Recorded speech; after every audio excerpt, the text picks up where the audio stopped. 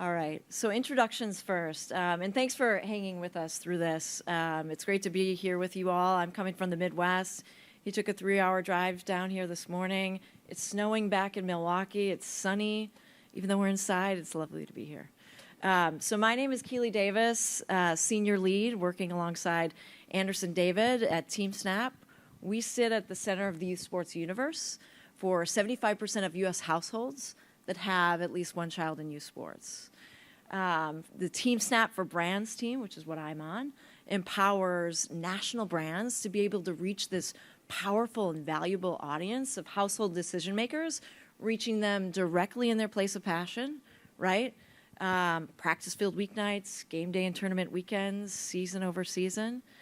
Anderson mentioned, of course, the digital aspect of what we do, right, through our app, right, helping simplify the lives of these busy parents and coaches who are often volunteers, unpaid, but we also have our on-field aspect of TeamSnap, which empowers us to put our brand partners' logos on jerseys, signage on fields, sampling distribution, coupons, you name it, with a portion going back to those local communities to ensure that the next generation can enjoy the gift of sport if otherwise, if they may not be able to afford it, or towards community field improvements.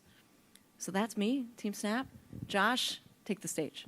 Awesome, thank you. Yeah, so I've got an interesting how I got here story. My background, first job was I worked for a production company doing TV and whatnot, so interesting start.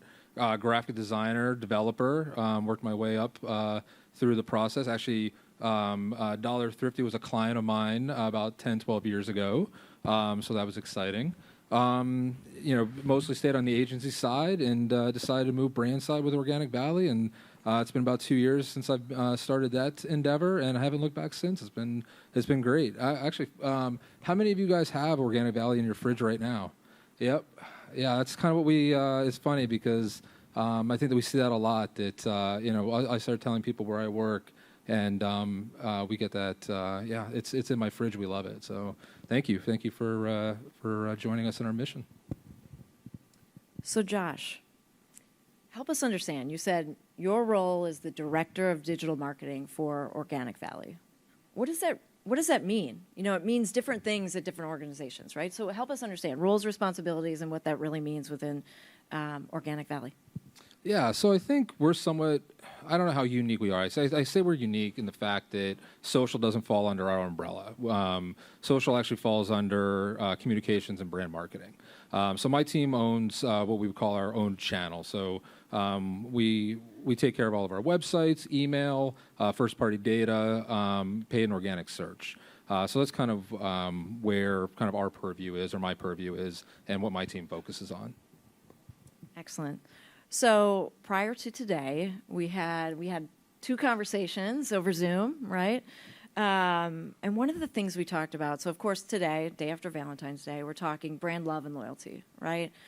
And one of the things in our discussion that we chatted about was the power of taking the 18-inch journey from our heads to our hearts. It is 18 inches between the two.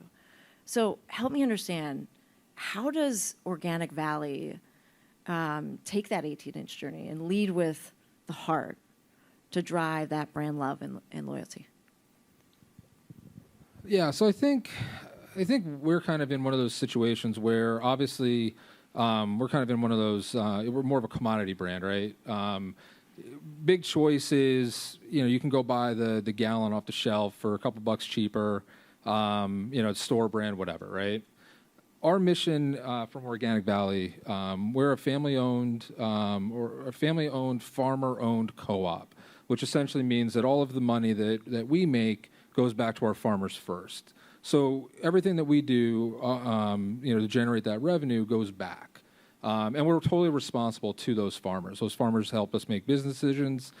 We have a board of directors that all of the business conversations go through. So we're really fully accountable to them, which makes us super, super unique.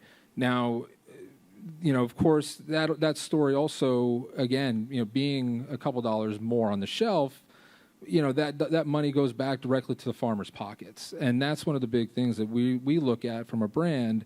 How do we continue to do that? How do we keep a farm that's been, through generation after generation. How do we extend that to the next generation, and hopefully the next generation, and maybe even the generation after that? Within the last 10 years, we've seen about 100,000 farms disappear across the United States.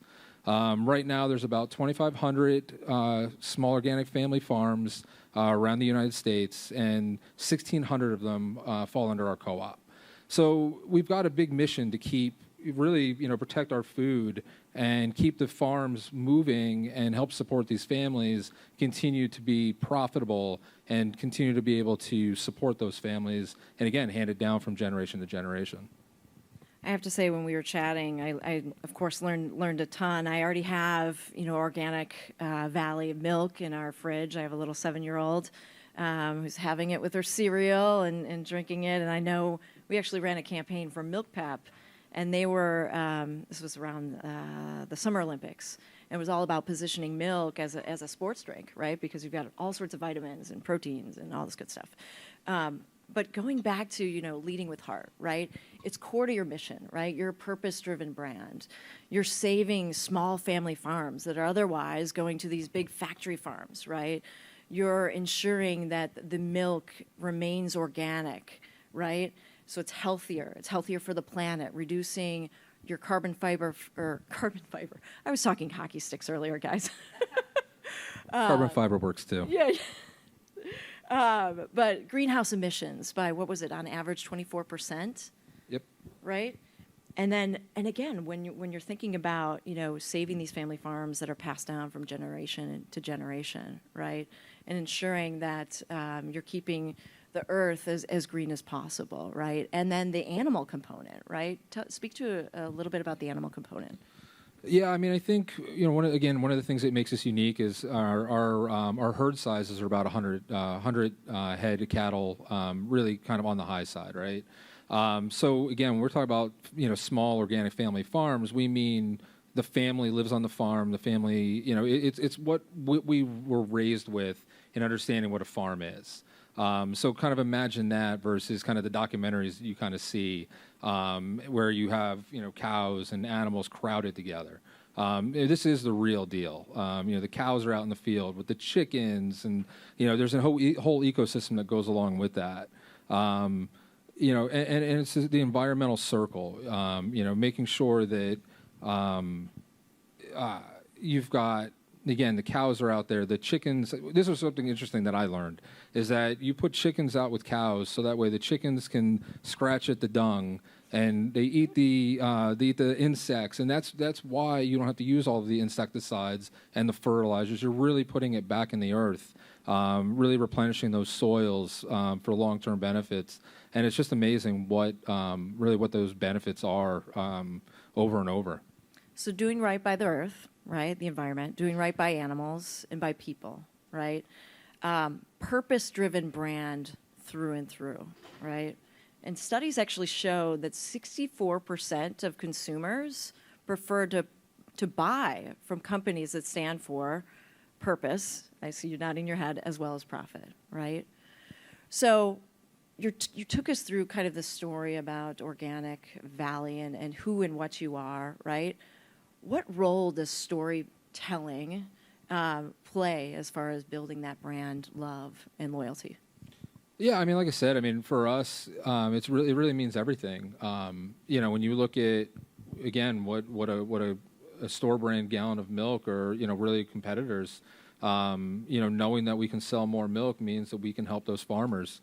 Again, story after story about losing farms, or kind of watching those go away. If we don't tell our story about how important that is, then we're just it really makes the difference. Or for us, we find that it really makes that difference when you're reaching on the shelf. If you're purchasing through emotion, and that $2 is going directly to the farmer, I think it makes a huge difference. It's not that big of a deal. You look at brands like Warby Parker, Tom's, etc., where you have that one for one. People are used to that, and you can see that they show their heart with their wallets. And it's something that we can do too. But if you can't tell that story, then it really makes it difficult to create that differentiation to where they feel good about that. And that's, at the end of the day, we don't want them to think about, oh, it's $1 or $2 extra. We want them to feel like, wow, I'm really supporting something bigger than myself, and I feel really good about it. And how can I do more? And I'm feeding my family good quality, healthy dairy. Yeah, and that's the other thing too. I mean, we get a lot of, not only is it about, and really, when we talk about segmentation, really each of those pieces is very, very unique to a lot of our consumers. It comes down to, what am I putting in my body, but also how am I helping the earth? How am I making the planet better for the next generation, and et cetera, et cetera. And, it's really, at the end of the day, us telling that story to make people feel really, really good about what that means to them, to their children, and really to everyone else that, is trying to make the world a better place. I love it.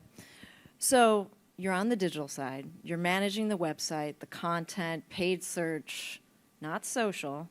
Can't remember what else there was. Email. Email. Don't forget about email. Email, yes. The value of those subscribers, that first-party data. So help us understand, from a digital side, how does your team specifically help influence that positive brand sentiment of Organic Valley? Yeah, I know. We were listening to the last group, and we're talking about kind of those connections. And I think for us, we really label it in the digital world as user experience. How do we create those connections? What are the things that consumers expect to see? How do we serve that, and how do we really how do we make them love what we're providing? Of course, the great thing on the digital side is that we get some immediate numbers and analytics and metrics, so we can go back and we can see how that's performing. But yeah, at the end of the day, we have somebody that really focuses on user experience, and that's what we keep coming back around to, and those are the questions that we lean on as we're introducing new products, within our digital ecosystem. Is really, what is the benefit to the consumer? What is the benefit of the store to the consumer? And are we reaching those expectations, or are we falling short? All right, I'm looking at the time. It's 4:00. How am I doing on time overall? Am I good? Okay. So the future of Organic Valley. We talked about upcoming campaign, which you can shed light on. We also talked about internally, through our internal discussions, about really spotlighting those farmers, right, in the live streams, and really hearing from the farmers about how passionate they are about their farms, the earth, right, the animals, and then producing, healthy product. So help me understand, and the rest of the room, what does the future look like for Organic Valley? Yeah, so earlier this year, I guess late last year, I guess this is early this year, we introduced the new campaign called Protect Where Your Food Comes From. And essentially, kind of outlines all those different areas I was talking about. We actually did a pretty nice, big experiential campaign in New York. And I apologize, my locations, I'm hoping I'm in the right areas here. But the gardens in Rockefeller Center leading up to the ice skating rink, we were able to take those over, and we were actually able to use those fountains, and we put together a full installation where we had some topiaries, and our farmers were out there, and people could experience that. And we had a milking station with the topiary where people could come out and really kind of experience it again, meet our farmers. And it was so funny, the stories that we heard about just people walking around New York trying to meet the farmers and talking to them, and it brought back a lot of childhood memories for a lot of them as well, which was really heartwarming. One of the interesting things was we worked with a group on the plants, and within the couple days that we had that installation set up, they actually had butterflies in New York City, which was, from my understanding from those conversations, was really, really rare. And part of that was we had a dinner that we hosted a dinner for some influencers. Just really, really well received. We got a lot of buzz on it. as a kind of added bonus, the way they set it up is we had an inflatable barn that everybody could sign. And if you're looking into the park or into the venue where the love sign is, you could see the barn right behind it. So people were unaware of kind of over there taking those pictures, and we happened to show up in their pictures during that installation. So that was a fun takeaway as well. I love it. All right, how will you guys continue to tap into the minds and hearts of household shoppers, parents, right, nationwide? Yeah, I mean, we've got some new products coming out this year, which we hope to continue to push that needle. Which I think is always positive. But I think over and over again, it's really getting that message out that how important this is. Again, when we talk about 1,600 small family organic farms across the country. And then you look at that map. It's kind of scary to number one see it kind of dwindling away, but also the other side of it is where's your food going to come from once that happens? And I think again, like the interesting thing is you were saying you're from the Midwest. I'm a Floridian for the most part. I've mostly grown up down here. And my understanding of dairy was so much different than what the company's understanding of dairy was, Midwest versus Florida. And I've learned so much over the 2 years. But I think a lot of times people that are around it take for granted what people like me don't know. And I think we really need to do a good job at telling that story because one of the big things that we do as an organization internally with our employees, I mean, there's so much passion in the employee. They understand, we get to meet, once a year with our farmers. We get to hear their stories and we get to see them. We understand their frustrations and what they're going through, the decisions they have to make. Do they keep the farm? Do they sell it? One of the big things that they're going through right now is, do you tell your kids that you want them to continue the farm, or is life better taking a different job? I mean, it's such a huge difference. But as we kind of continue to come back to it, it comes back down to, can we continue to tell that story, and can we get that in a place that really resonates with our consumer?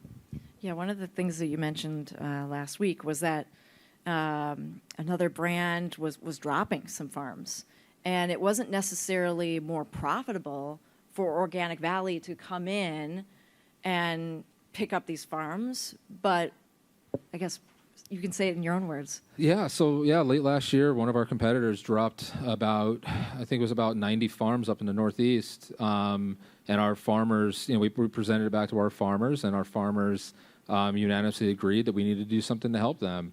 And we were able to get what we call getting them on the truck, which basically, the milk that they put out needs to go somewhere. And we were able to go and pick it up and make it a usable product for them. And almost instantly, that's the difference of keeping the farm or losing the farm. And the fact that we were able to go do it, and was it the most profitable when you look at our margins, or you look at how much money is in the bank? Maybe not. But our mission, that we stand behind, is saving small organic family farms, and that's really where we put our movements to. So everything that we do is really focused on that mission alone. So where a big brand or a corporation may look at profit over helping, we're gonna help first, and we'll figure it out later. And you're gonna do what's right. We're always going to do what's right. I love it. So help us understand, where can we buy Organic Valley products? Yeah, if you're in Florida, Publix, Walmart, Whole Foods, obviously. Up north, it's Walmart, Kroger. Go to the website, click on the while you're at it, sign up for the email, do the whole or thing. organicvalley.coop. Check out the product locator on those pages. But we're widely distributed across the country. Very heavy with some really good retailers. And if you, like myself and Josh, like to lead with heart in your day-to-day, right, in your careers, right, as a brand marketer, next time you go shopping for dairy, take another look and make sure that you're making the right decision. Organic Valley. All right, final question. His son had hockey tryouts yesterday. Drove him there. What's the outcome?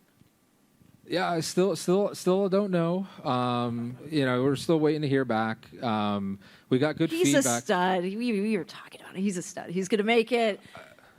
He's got a good shot. He'll be embarrassed by this, but he finished up the season really, really well last season, and I think a lot of people have some high hopes, and he definitely met those expectations coming out of the season. He's skating to where the puck's going. Absolutely. All right. Thank you, guys. Can we take any questions? Thank you. It sounds so. There's such a difference between, like, you're handling digital media, but you're also talking to farmers. How have they sort of embraced the digital media aspect of it? And I get the storytelling, because I think that is, you expand the storytelling, you're reaching other folks. But looking at some of the data points and being able to relay that to farmers, what's that like? Yeah, and I think what makes it even more interesting is obviously being organic farmers. We have a lot of Amish farmers. So when you talk about technology, there's some things that just they don't know about. But at the same time, they know that we're there to help sell their product, and that we're going to help keep their businesses and their farms going.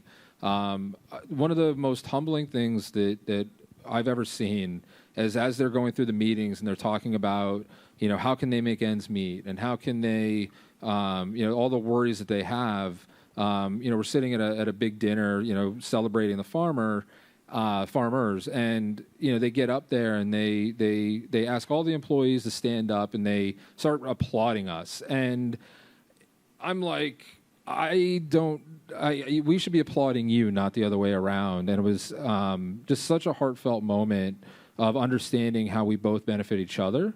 But again, it really, for us, it's how do we, in the back of every decision that I make, whether it's buying new tools or whatever it is, we're really focused on, how do we continue to give back to them. And I think having that symbiotic relationship, they understand that, and that's, I think, the big thing that we both share. I'm just curious to know, how do you keep your audience engaged? Yeah, so like I kind of threw it out there, but we do look at segmentation.